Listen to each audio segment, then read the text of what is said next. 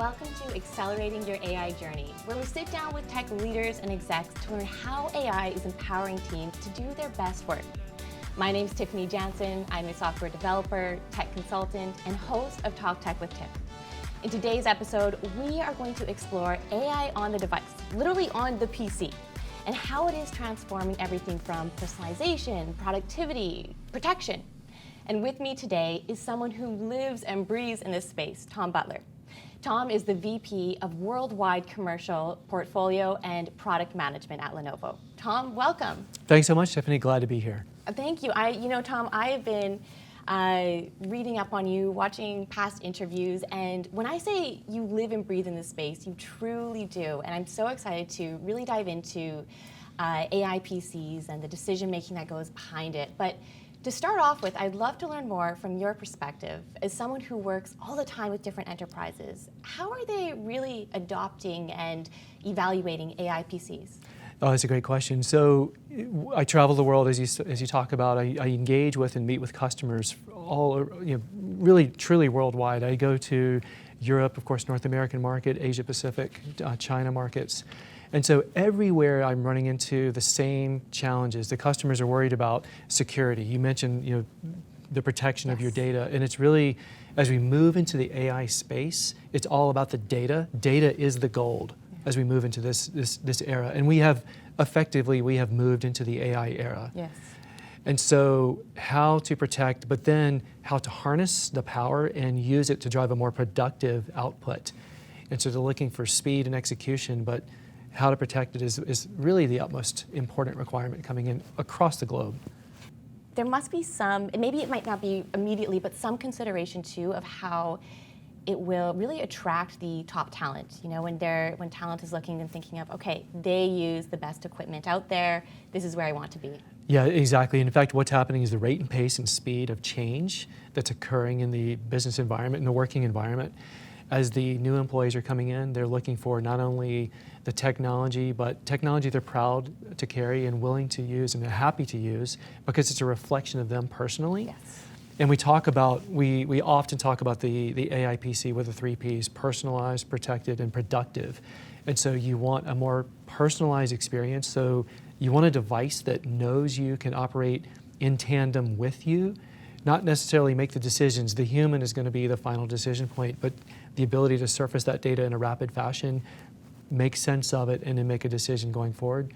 And then and that's going to yield a more productive output. And then, of course, that protected piece or that protected element when we talk about in the context of the data.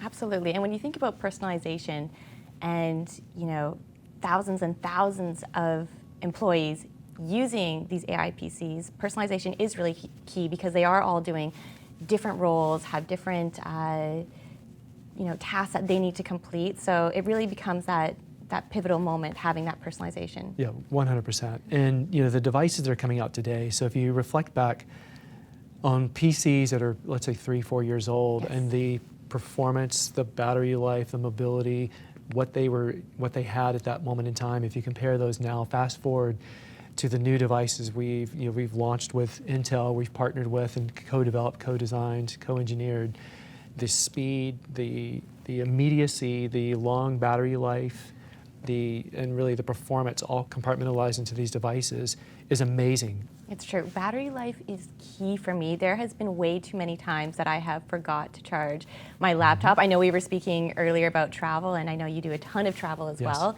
I've forgotten to charge my laptop, get on a plane, and it's in a place where you can't really plug it in, and I'm like, thank goodness now for long battery life. Yes, 100%. Early on, I started using these devices and really challenging myself, could I make it through the day without plugging in? And yes, I can. And I've even gone, famously within my team, I've gone overnight on trips without a power adapter to test whether I could make it through the day, and it came back no issues. So that range anxiety, we'll call it, is really disappeared with these new devices that we're seeing in market now. Tom, when an organization first considers an AI PC to their workforce, what is the biggest productivity shift that they're expecting or hoping to see? Yeah, so it's like, do you have the power to harness the data, these language models that are really creating AI at the device locally? And so with the AI PC, we have these 3 engines on board. Historically, we had just CPU, GPU, the graphics engine and the processor, but now there's an inclusion of a neural processing unit, the NPU. And the massive benefit you get with that is the ability to run workloads at a lower power consumption. So if you have continuous workloads running, you're not taxing the CPU or GPU, you're saving those for the workloads needed. And so now, as we've been in market for some time, we're starting to see the software partners now start porting some of their code over and park it on the NPU, so you free up the CPU and GPU and you run it at a lower power state. Yeah, and then the NPU, do you describe it as, allowing you to run, in simplified terms, AI locally in its core? Yeah. So it's AI locally, but it's freeing up resource on the CPU and GPU, because the AI, what we're seeing is the AI engines or the models themselves need compute to execute. So an example, we've partnered with SentinelOne as part of our ThinkShield umbrella, and they have offloaded some of their workload to the NPU because security runs constantly. It's constantly monitoring and protecting your device. And so you want that ability to have that constant workload without interfering with CPU, GPU. And then the other massive benefit is the cost. So cost of running these large models in the cloud versus bringing them down local is significantly less as you run them down on device. What are the biggest hurdles you would say that organizations face when they invest in AI PCs? It's the cost of change. It's a cultural, it's a training, it's a mindset. There is a cost of lifting off that workload, stopping your day job for a moment to try something new and be open to experiment. And what we're finding with the companies that are more successful are the ones that are allowing for and also pushing their employees to experiment.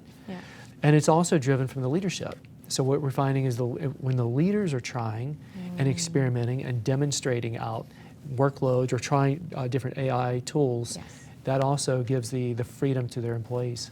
Absolutely. It's almost like I was visualizing a slingshot as you were speaking, taking a tiny, not a step back, but take a pause, if you will, as you onboard, and then from there, it just accelerates your work. That's why I love that model. I'm going to use it from now on, because you really do. You pull back and then you accelerate forward, you launch from that. And what we're finding is companies are finding small wins, so they're not trying to institutionalize and deploy AI completely on the company. Let's go. Here we are. Because it just doesn't work that way. When you see the leaders taking time to learn, whether it be a new product or skill set, whatever the case may be, that you're like, okay, that's really inspiring. That's cool that they're doing that. I can do this too. And finding different ways and demonstrating different ways. I like how you even mentioned how some organizations have ambassadors to do that. Well, it's interesting, even within Lenovo, we have what we call reverse mentoring. And so I mentor a lot of Lenovo employees as someone who's got a few more gray hairs than others. But we have a reverse mentor program where we're taking young, upcoming employees from Lenovo that mentor the leaders within. And so when I sit down with my reverse mentees, I say, challenge me to let me understand what you are doing, and I'll go try that. So it's funny how we're bouncing off of each other, and it's very welcoming, expressive, natural, organic way to go experiment and play in this AI space. I love that. It's one of those things too, because it really pushes that narrative forward where you can learn from anyone at all aspects in their career journey too. There are a lot of players entering this space. What makes Lenovo's approach to AI PCs different? Yeah, so we're uniquely positioned in the market. So we've talked historically about pocket to the cloud or from handset to the data center. Because we own Motorola, we have all PC compute in between all the way up to data center. We're the only ones on the planet that have that position. So systematically across that continuum, no matter where you are, we're there. The only company in the world that offers end-to-end? It's end-to-end, end-to-end, yes, exactly. Okay, well, that's a very unique position. Yes. No, we're very happy about it because, like I said, it puts us in the conversation anywhere you are in that journey. And the customization that you can offer because of that. Yes. And the beauty is we have the services structure underneath, and so we can help our customers scale up and scale down anywhere on that continuum as they need. And so there's a benefit again, by having that breadth of scale. Exactly. Organizations need to be able to really find that balance between protecting their data and leveraging their data in new creative ways. How does Lenovo AI PCs keep data protected? Yeah, so again, having the data local instead of relying on a cloud model and certainly in a public model, because as we saw again at the dawn of, or the start of public awareness of AI, some data, some company proprietary data was being pushed up or shared in cloud inappropriately. Yes. And so you saw a leak of IP coming out, and that's the most important thing that companies have is the IP or the data that they're generating unique to that company. And so with the AI PC, you've got the ability to protect the data locally, to operate on it locally versus depending on a cloud model. Which makes you feel so much more confident just in your day-to-day operations, really. 100%. What does, kind of speaking of trust and thinking about how we use data, what does personalization mean to Lenovo? You and I could run in the same job and doing the same work, leveraging the same data, but you and I have a different style. Yes. The way we write emails, the way we talk, the way we speak, the way we present, the content, the way we even shape the content that we want. If we just run I'd say a neutral cloud model, we're going to get the same results. The more we use on-device AI, the more the device knows and learns us, our styles, our mannerisms, our voice. Yes. And so if again, in parallel, if we were to send out an email or communication or develop some kind of presentation, it would be be in your style or it'd be in my style. So that's where the personalization comes in, and that's where your productivity comes in. Speaking of personalization, I'm curious now, what is your personal favorite way, or one of your favorite ways that you like to use on-device AI, that you find yourself keep on coming back to? Yeah, so we use, inside Lenovo, enterprise-wide, we use Copilot. And so that quickly allows me to do meeting summaries. I'm very busy. My calendar, I have a joke, I call it Tetris, trying to fit everything together, meeting to meeting to meeting. I can't make everything. I'm sometimes double, triple booked. But I can go get the summaries of those meetings. So the meetings that I miss, I'll go get summarizations of those using Copilot. So my productivity is driven through the roof because of that. Oh yeah, exactly. It's funny how I always learn when we start talking about how different individuals use AI. I'm studying right now, and so I'll upload some documents that I just want to have a conversation with those particular documents and make sure I'm understanding correctly. And it's such a great way to know what you're querying against. Yeah, I think that's critical. And it's, again, to verify the trust. We've used that word now a couple of times, but you trust the information you're getting back is not a filtered or an aggregate view. It's against that set of documents. And so there's a reliability statement there. Yes. A lot of some examples I'm seeing with our customers, I've seen legal teams who have to review significantly long contracts are now loading those and querying against those or getting summarizations out of those. And it rapidly speeds them up. It's incredible. I was speaking to someone else at Lenovo who is giving me another example around this as well, which was teams using it to have an understanding of the history. So maybe it's something like as to why decisions were made in the company. Yes. So using it that way too, as someone moves into a different role or whatnot, being able to look back and see, okay, there's a bit of a trail of history here as to where these decisions came from, which can help you make better decisions moving forward. Yeah, it's amazing, because then you've got the institutional knowledge right at your fingertips. Exactly. How do you think about integrating AI tools into your team's workflow in general? Yeah, so a little bit of that Copilot experience I've talked about already, but the other thing I've challenged my team is go find novel and new ways. As we engage with our customers, one of the things I do with each of our customers, I'll sit down and ask them, of course, how are you employing AI in your workforce, or what new quick wins have you found? So when you're openly sharing about how you're using it and what things you're unlocking through doing that, it really creates this environment where you're constantly moving forward and finding different innovative ways not only to use it, but probably thinking of different innovations too. Well, and it's being open to change. Yes. Which is key. It is. And so, as I said, it's hard the slingshot. I love the slingshot. It's hard to stop for a moment and try something new, but then if you get an accelerant out of it, it's fantastic. Exactly. How do Lenovo's AI PCs help FIFA teams monitor everything that's happening on and off the field? Yeah, so let's talk about it. In fact, I want to pivot, if I might, Okay. to this device right here. So I'll lean forward. And so this is our new ThinkPad X9 platform. So first of all, super thin and light. Yes, I'll let let you me hold feel it. this. Try it. Oh, it's so light. Yes. Oh, this is incredible. And super thin, highly Yeah. mobile. And so we partnered with Intel on developing this platform with their new Lunar Lake processors. Okay. Co-engineered, co-developed, co-designed with them. And really what we focused on was how could we take this new design and really build in high degree of computes Yes.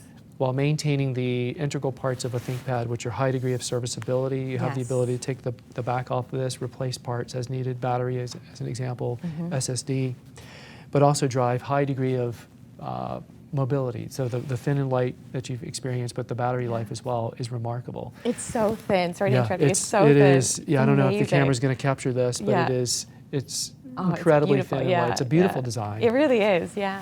And the X9 represents a new flagship line for us. We have our X1, which is our beloved flagship platform, but the X9 is a new one that helped us unlock some of this capability and really built purposely around this Lunar Lake platform.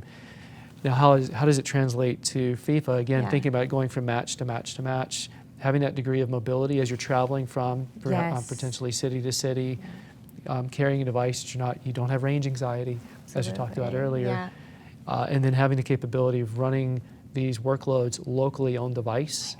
So you've got that real time on, by the field, by the pitch. I need to get my lingo correct.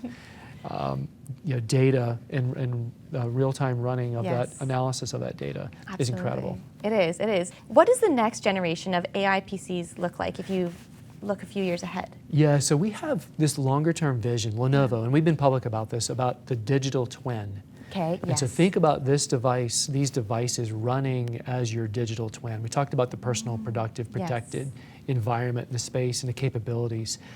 The more these devices learn and do with us in tandem by us or by our sides, the more they can operate almost to our behalf or on our behalf. So we are traditionally very keyboard, some stylus on the device, touch screen. I think you're going to see a lot of voice engagement. It makes total sense. So many different AI tools I currently use, I've really gravitated to using that voice feature. Yes. Have you done anything else exciting with FIFA that you want to share about? Well, one of the most exciting things we've done, in addition to the work, of course, driving the productivity of FIFA with these devices, is we have the ability to create custom designed platforms like this ThinkPad X9 powered by the Intel Core Ultra processors. So I actually want to have you unveil one on set, if you don't mind. Right now? Yeah, right now. Oh my goodness. So in the box, go ahead and I'll let you start unveiling or unwrapping. Oh my goodness, this feels like my birthday or something. This is... Okay, here we go. Oh my goodness, first of all, the wrapping. Yep, so we wrapped gorgeous. it, and so you'll see an interlocked logo, the 2026 FIFA, the World Cup trophy, amazing. Lenovo. Okay, I got to show it to everyone watching. I can't be selfish and just looking at it myself. So go ahead and tear the paper. All right, Act like your birthday. I know. Yep, there we go. Oh my goodness. The design on it is incredible. Yeah, so we got a custom etch. That's 26 with the FIFA logo on the front. Yeah. Oh my goodness. This is amazing. It's beautiful. Yeah, I'm so excited about it. And the back too. Yes, yep, so we've got an interlocked logo on the back. And then a fun little, almost like an Easter egg. If you look inside the box, we have customized stickers for you to place on your trackpad. What? Your choice. Oh my goodness. Okay, this is amazing. Yes. This is so good. Yes, the soccer pitch is my favorite. I think the green. Yeah. If you don't want the green, we have a gray. Yeah, to match, Yes, and then the 26 logo as well. So super excited about this. This is just one of the fun partnerships we've had with FIFA in terms of being able to allow our fans to not only experience a game, but also customize their own devices to take them home and keep them and show them proudly as they're cheering on their favorite team at the World Cup matches. Thank you so much. This is so exciting. Thank you. Tom, thank you so much for joining me today. This was such a great conversation. I know I'm leaving feeling very excited and inspired. hearing more about how Lenovo is partnering with FIFA when it comes to personalization, every employee using the AI PC in a slightly different way, if you will, to productivity, different venues for the World Cup, scaling up and down when it comes to employees and compute usage, and of course security. I mean, as we mentioned, the World Cup being the #1 most tuned into event in all of history.